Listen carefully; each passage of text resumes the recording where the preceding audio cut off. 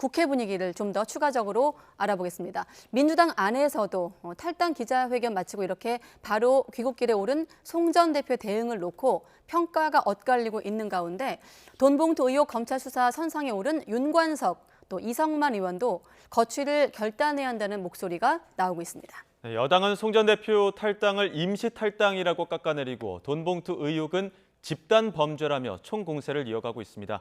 국회 연결합니다. 조성호 기자. 네, 국회입니다. 네, 조금 전 공항에서 송 전 대표가 책임 있게 앞장서겠다 이런 입장을 밝히기도 했습니다만 민주당 내 혼란이 쉽게 가라앉진 않는 것 같습니다.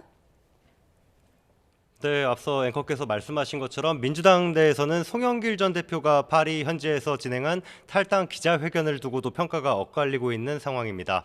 앞서 송 전 대표를 두고 무력이 적은 사람임은 보증한다고 언급했던 김민석 정책위 의장은 SBS 라디오에 출연해서 사실관계에 대한 것은 이제 시작이기 때문에 언급하기에 적절하지 않다고 말을 아꼈습니다.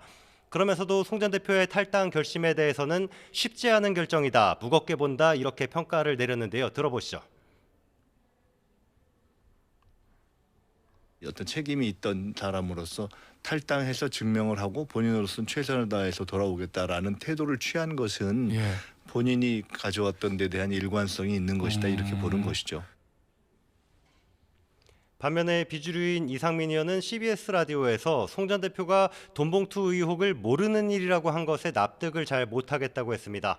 송 전 대표가 탈당했더라도 돈봉투 의혹은 민주당의 문제로 그대로 남아있다며 한숨 돌릴 때가 아니라고도 지적했습니다. 들어보시겠습니다. 진실과 책임이 핵심인데 그건 하나도 달라진 게 없고 뭐 탈당했다고 그러는데 그건 뭐 탈당했기 때문에 한숨을 돌린다고 한다면 그건 꼬리 자르기 아닙니까? 당내 일부에서는 검찰 수사선상에 올라 있는 윤관석, 이성만 의원에 대해서도 송 전 대표와 마찬가지로 탈당하거나 거취와 관련한 조치를 당에 요구하는 목소리가 나오고 있는데요. 권칠승 수석대변인은 오늘 최고위원회의를 마친 뒤 기자들과 만나 사건의 실체와 내용에 대해서 기다려보는 게 맞지 않나 싶다고 신중한 입장을 드러냈습니다. 민주당은 잠시 뒤인 오후 4시부터 고위 전략회의를 열어서 송 전 대표 귀국에 따른 후속 대응책을 논의할 예정입니다. 네, 국민의힘도 돈봉투 의혹 관련해서 맹공을 이어가고 있죠. 네, 갈수록 공세 수위가 높아지는 모양새입니다.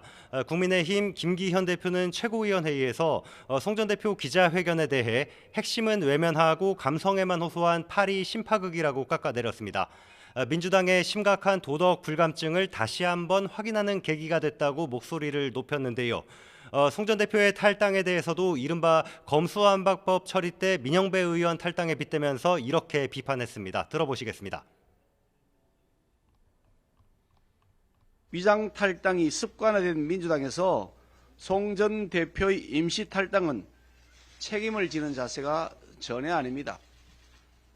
자신으로 인해 집안이 불이 났는데 홀로 애국자라고 강변하는 송 전 대표의 모습은 오히려 민주당의 무책임한 생얼구를 그대로 보여주는 것 같습니다.